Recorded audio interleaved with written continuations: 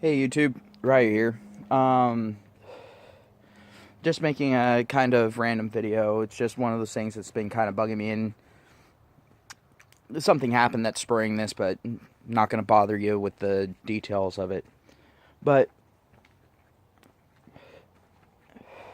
I want to talk today about the medical field.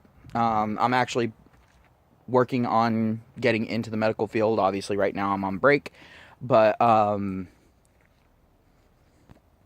yeah, I'm actually going into nursing, and get it out of your system, get all the jokes out right now. But the thing is I want to discuss a few things. One second.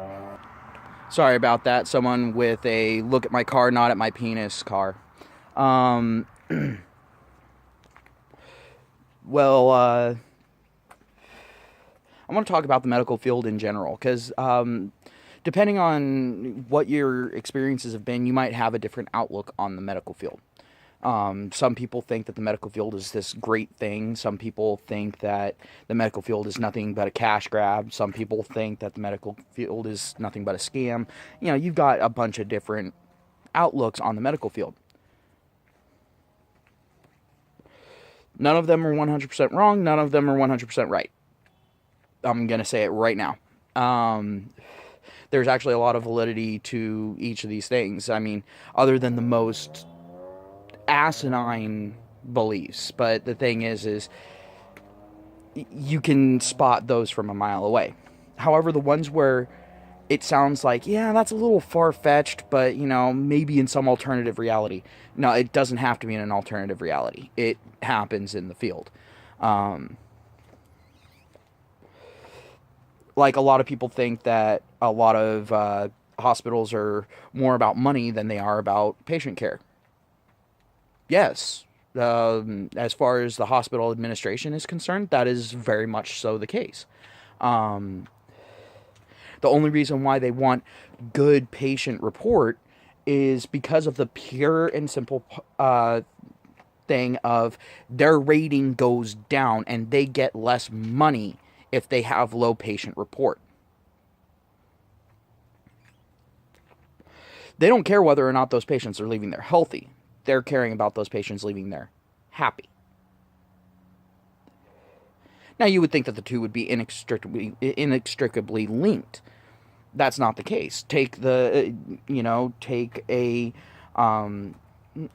drug addict that comes in looking for a fix, saying, oh, I've got, 10 out of 10 pain, and they're wanting these high-end painkillers, the opioids or whatever.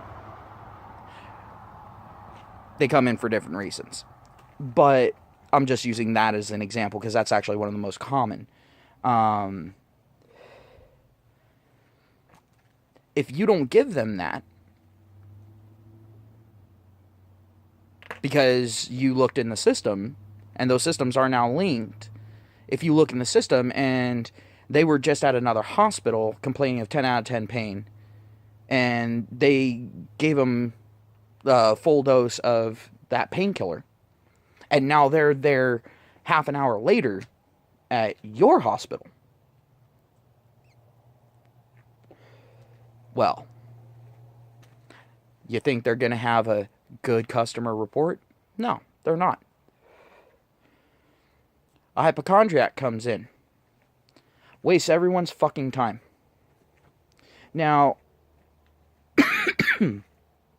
I know that there are some people that come in and they've got, certain things wrong with them. Sometimes mental issues, sometimes physical issues, sometimes a mental issue that is affecting a physical issue, or vice versa.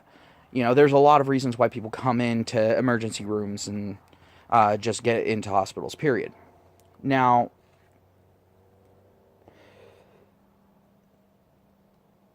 that one's a little bit harder because the thing is if you don't believe the patient, then it can lead to some real tragedies.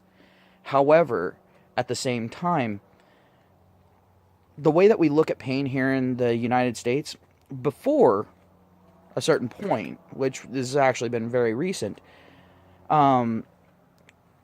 we would sit there and look at a person's actions, how they're reacting to a situation, to judge how much pain they're actually in. We used only objective data at that point. Well, now it's only subjective data. Basically, what the patient says they have for pain, that's what they have. Okay. Like, that can't be abused. But these hospitals are so afraid of under-medicating for pain that they're now over-medicating for pain. And what did that lead to? Oh. It led to a addictive drug epidemic. Just like in the past, doctors would sit there and prescribe pills to patients that had a viral infection. They would give them antibiotics just to shut them up. Well, now we have superbugs. We have shit like MRSA, C. diff, just to name a couple. Those are the two big ones. Those are the ones that people who even aren't in the medical field usually know.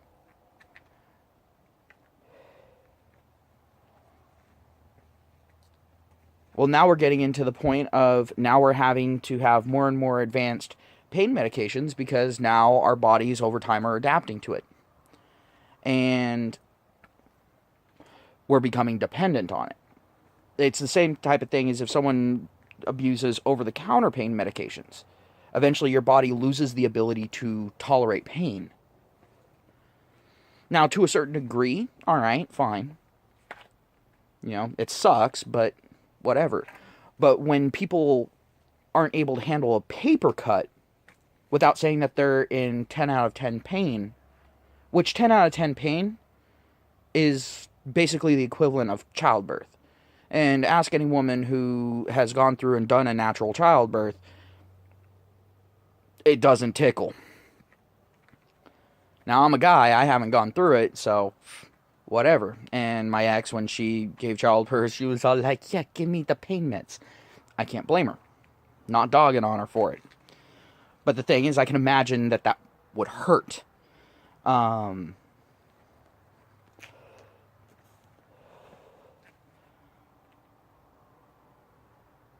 But the issue that I'm having with this current system is now we've got this major addiction problem going on.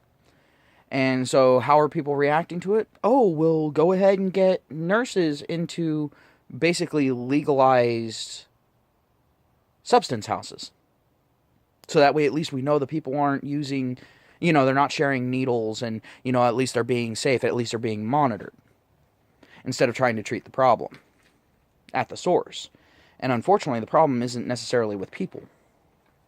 Because there have been a lot of people that have gone in, ended up getting the pain medication because they were having surgery or whatever, and ended up addicted to it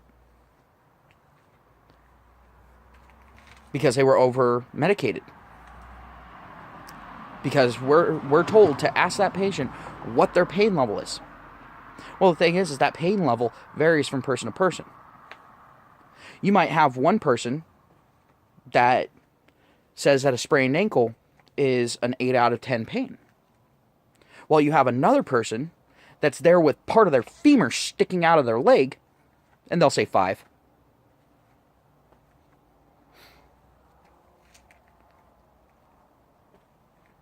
So that's a problem in and of itself. But let's go ahead and move on, because this is more of a general discussion, and we're not going to go ahead and just linger on that. I can go ahead and make more detailed videos. In fact, I probably will. Hell, I might end up presenting them for a class. Whatever. Next problem. Comes down to money. You know those positive patient reports? Well, what's the best way of doing that? Hiring more staff. But that costs money. And the nursing ratios, go ahead and look up the local nursing ratio laws. For one, they're buried. I mean, those are buried in the laws. And those aren't mandated by the state or by the people. No, those are mandated by the local nursing organization. The same ones that certify nurses. But the thing is a lot of it comes down to a lot of red tape, a lot of lobbying, so on and so forth. Nurses will obviously fight, for, having more nurses in that nursing ratio, because the more you stretch out a nurse, the less care they can actually give to a patient. But these hospitals don't want to sit there and hire all the nurses that they need. And they don't make these policies based off of what a nurse is supposed to do.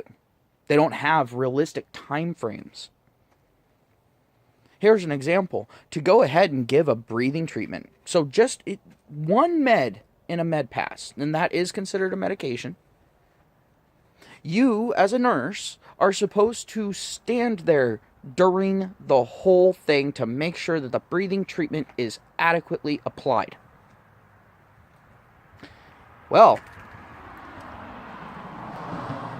those breathing treatments take about 15 minutes.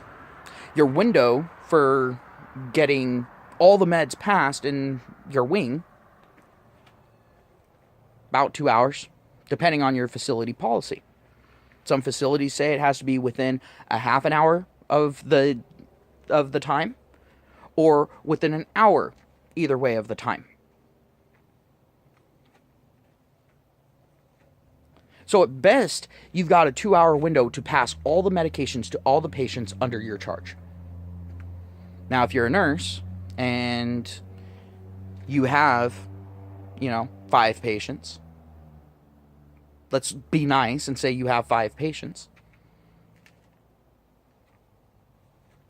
and each of those patients takes a breathing treatment, do the math. And that's not including you having to go through and do all the other medications, including applying new patches to a patient that might not be mobile. Maybe that patient's had a stroke or something, and they're exceedingly hard to move in that bed. They're not able to help rest themselves. So you have to deal with all that as well. And then you have to do those breathing treatments. Well, as far as time is concerned, you've got 5 patients that have to do those breathing treatments at 15 minutes a patient, and that's just for the treatment. That's not even preparing it. Which the preparing, only takes a couple of minutes. But we're talking in minutes for time here.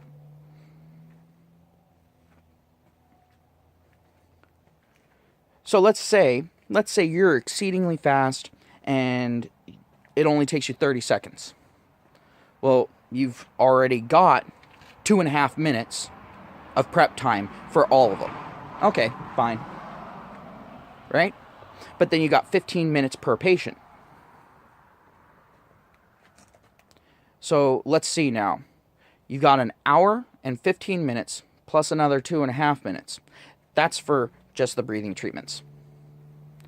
A patch might take you a couple minutes. What if you have a patient that's not really compliant with medications? What if you got a patient that's court ordered to take a medication and you have to try to force that medication? You got a psych patient. What happens then? Oh, no, you don't get an extension of time. You can't hand off the medication pass to someone else. That is your responsibility. You're supposed to try to manage all this. It's all right up to the letter. That they are making these policies based off of a perfect world. It's very obvious, just look around. We're not in a perfect world.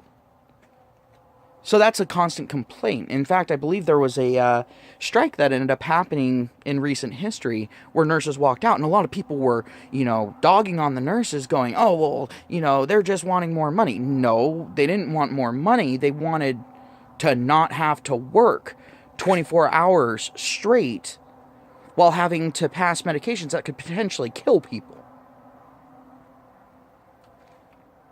while trying to keep all of that straight. And just to give you an idea, we're not talking about 1 or 2 medications per person either.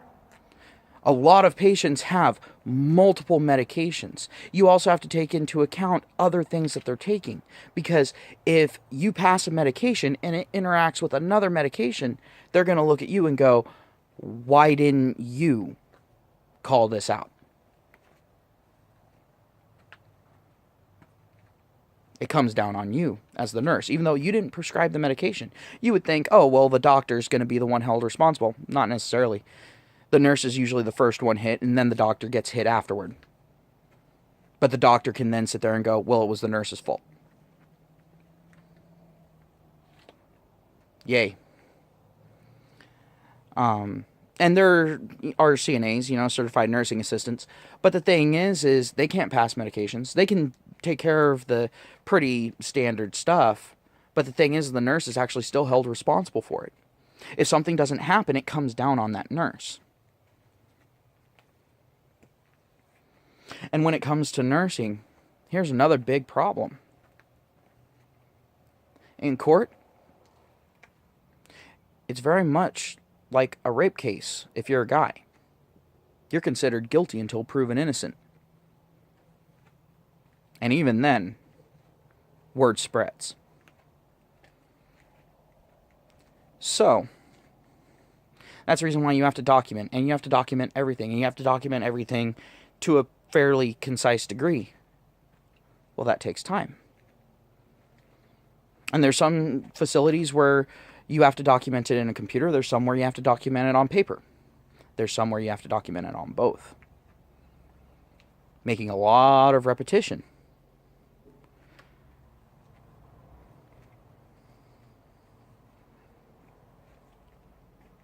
Now, physician ratios, well, the physicians kind of have a call on how many patients they have, unless they're an ER physician, but at that point they don't have regular patients typically. So, let's go ahead and keep that one in mind. But how much money do these hospitals actually make? Well, they make quite a bit. But the problem isn't necessarily with the hospitals making money. It's with all the subsidiary companies that make money. And by subsidiary, I'm not talking about actual legal subsidiary. I'm talking about the ones that make money off of the hospital. The people supplying the medical supplies. A lot of people are like, well, you pay for quality. Well, to a degree. But I'm sorry. When you are sitting there and looking at a hose that's basically the same thing that you would find in a car, that you could go down to a car part shop and buy. Same material it's made out of. Same gauge, same pattern, same everything to it. Except for the attachment nozzle.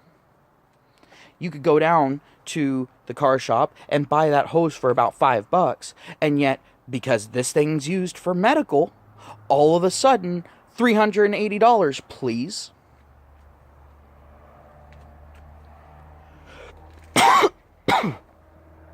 It's absolutely ridiculous. And I'm not going to really get into Big Pharma. That's going to be a video all on its own.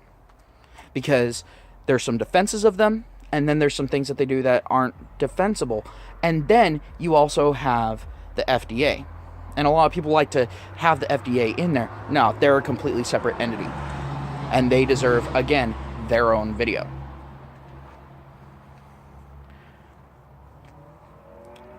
Now on to the people who sit there and say, oh, well, the medical field's a scam. Like I said, they're not 100% wrong. They're not 100% right.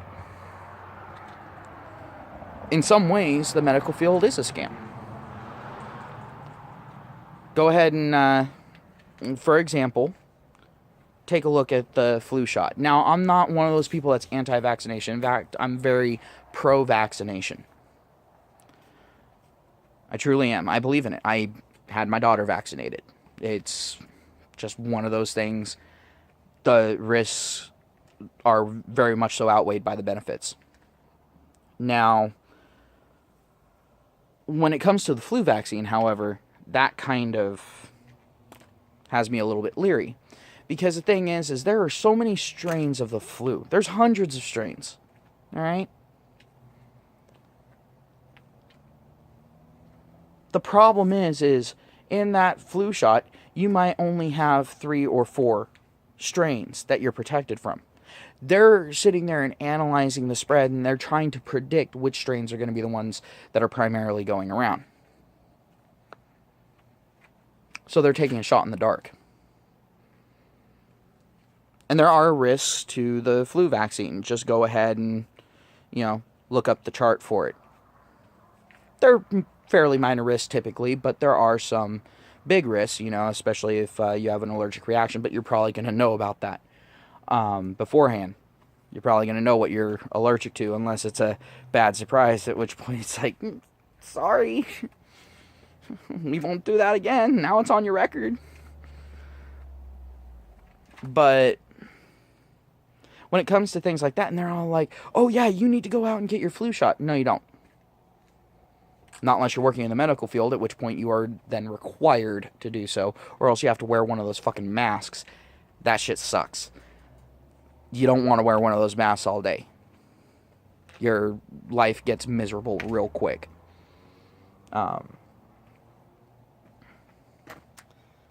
But you have all these people that are trying to say that the flu vaccine works, when that one's the only one that I would say is really a scam. Don't get me wrong, every once in a while they'll get it right, and they'll get the right strain in there. But the thing is the strains change from area to area. So they're having to make predictions about predictions about predictions. What are the odds of getting that right? When each time you have a 3 or 4 out of hundreds chance. Go ahead, do the math. It's some fun math to do, not.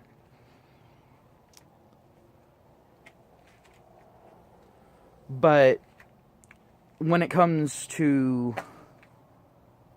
the medical field wanting to make a lot of money and not really caring about your health, I hear some pretty sickening things said on both sides of the aisle. I've heard some people say that, oh, well, the medical should be free to everybody. No, it shouldn't. Because at that point, you're just going to overwhelm the medical field, and at that point, you're going to be paying bare minimum wages to people in the medical field. Very few people. It's going to take a very special kind of person at that point to go into the medical field, knowing that they're going to be working for slave wage and slave hours. Very few people are going to volunteer for that. So let's be fair here. But also at the same time, I hear people sit there and say, well, they're a business just like any other. No, they're not like any other. At this point, people's lives are actually at stake. It's not like Walmart jacking up the price on something, or some company that, makes toilet paper, having a luxury toilet paper that, is $150 a roll or something like that. No, it's not something where there's an alternative to it. At least not a legal one. And a lot of people are now starting to self-medicate. In fact, one of the things that irritates me the most about self-medication is a lot of people are turning to things like weed, which will actually only mask the symptoms. They don't actually treat the source. Now, don't get me wrong, I'm not anti-weed. In fact, I'm very pro-weed. I'm very happy that they legalized it in our state. I don't like the fact that it comes down to local laws as to whether or not it's actually legal. Not a fan of that one. I think if there's a state law, the local law should not be able to trump it. Just like if it's illegal to smoke in a state, I don't think that a local law should sit there and go, yeah, no, you can't do it, and that a local law should be able to do that. Like there's actually a town somewhere near here, I forget which one it is, but there's actually a local town that actually has it where you can be fined just for smoking a cigarette in public. Not illegal. Not federally illegal. Not illegal as far as the state's concerned. Nothing like that. Nope. Just there. I call those because I said so laws. And those need to go. Quite frankly, I think unless something is actually proven to be addictive, like addictive to the same levels of, heroin or something like that, it shouldn't be illegal. That's my view on it. Because at that point, it's all like, let this person live their life. It's their body, it's their choice, right? Now, if someone's sitting there and, rolling down the street, smoking a doobie, fucking take them down. At that point, it's like seeing them with a whiskey bottle behind the wheel of a vehicle. Go for it. Obviously, you're not supposed to operate heavy machinery while you're under the influence. You're not supposed to do certain things while under the influence. So at that point, yeah, go ahead and crack down. Still, you have it where it's all like, no, now you're doing something that can endanger someone else. Now it's an issue. Now we can step in. But when it comes to the medical field caring more about money than keeping you healthy, in fact, they have a vested interest in you not being healthy. Because if everyone in the world was healthy, they'd go out of business. That cash cow would stop. And let's be completely honest. And the thing is we'll sit there, like me, as I'm going to school for nursing. If I sit there and I see someone popping a wheelie on a bike going down the street, I'm all like, job security right there. So, let's just be completely honest. The medical field is not exactly your friend. Now, I know that nursing is actually the most trusted professional group in the world, and rightly so. I mean, at that point, one of our jobs is being a patient advocate, so if patients don't trust us, it's kind of a problem. Because if they can't trust us, who can they trust? But the biggest issue that I see as far as that is concerned is you are actually seeing people being denied things that are necessary for them to live because of a condition that they may have, because they're not rich enough. Imagine if we applied that to anything else. Like, honestly, imagine if we applied that in any other situation. The backlash that it would get. And the severe lack of blowback that the people calling it out would get. But when it comes down to the medical field, you hear people sitting there and saying, oh, well, they're a business. They're there to make money. It's a privatized one. You can go and get care at state-funded or federal-funded. Oh, yeah, great. Let's just say this. You think wait times are bad at a privatized? Try going to a public service. Just try it. I'll see you in 2 weeks after you've been helped. There's actually a movie. They have a show out called Code Black. Don't watch that. Go and actually watch the movie Code Black. Seriously, go ahead and go out and watch it. I don't care if you gotta pirate it. I don't care if you're gonna go out and actually try to find a copy to buy or download or whatever. Go out and watch it. You get a pretty good feel there. And it shows the stark contrast between what the medical field used to be and what the medical field is now.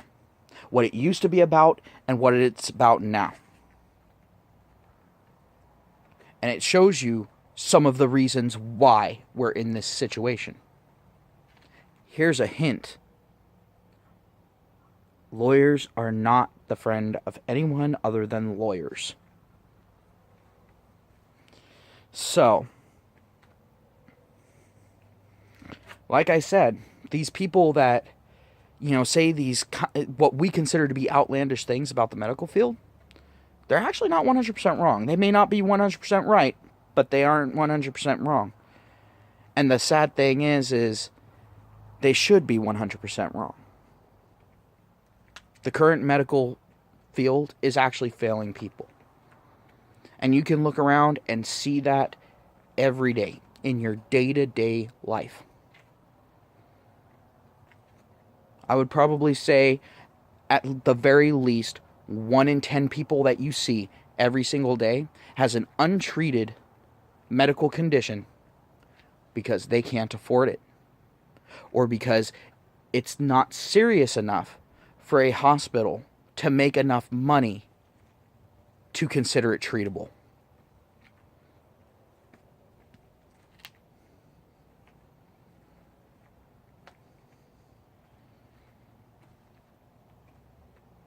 There's a lot of problems with our medical field, and yes, we do have to discuss them, and we have to discuss them fairly.